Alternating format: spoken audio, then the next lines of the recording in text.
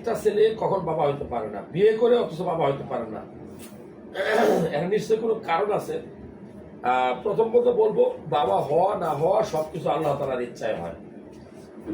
আপনার সন্তানের রিজিক থাকলে পৃথিবীতে বাবা আসবে, আপনি হবেন। কিন্তু এরপরেও মানুষের শরীরে অনেক রোগ হয়, অনেক রোগ, জীবাণু, যেই সকল কারণে আপনি বাবা হইতে পারবেন না,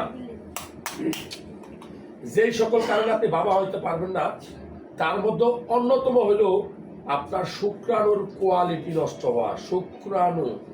শুক্রাণুটা কি? এটা হলো আপনি যখন স্বামী স্ত্রী মিলামিশা করেন তখন বীর্য বের হয়। এই বীর্য আমরা সবাই চিনি, বাংলায়, ইংলিশে আমরা বলি সিমেন, নাকি? এটার ভিতরে কয়েকটা জিনিস থাকে। একটা হলো পানি থাকে, বেশি করে পানির পরিমাণ। একটা থাকে শুক্রাণুর পরিমাণ। এই যে পানিটা, এই রসটা আপনার সেমিনাল ভেসিকল থেকে আসে, এরপরে আপনার আরেকটা গ্ল্যান্ড থেকে আসে, প্রস্টেট থেকে আসে। এই যে রস, এই রসের ভিতরে সুগার থাকে, ফ্রুকটোজ থাকে, এনজাইম থাকে, আপনার পানিতে থাকে, এরপরে ইলেকট্রোলাইটস থাকে, এরপরে সবচেয়ে গুরুত্বপূর্ণ যেটা শুক্রাণু থাকে।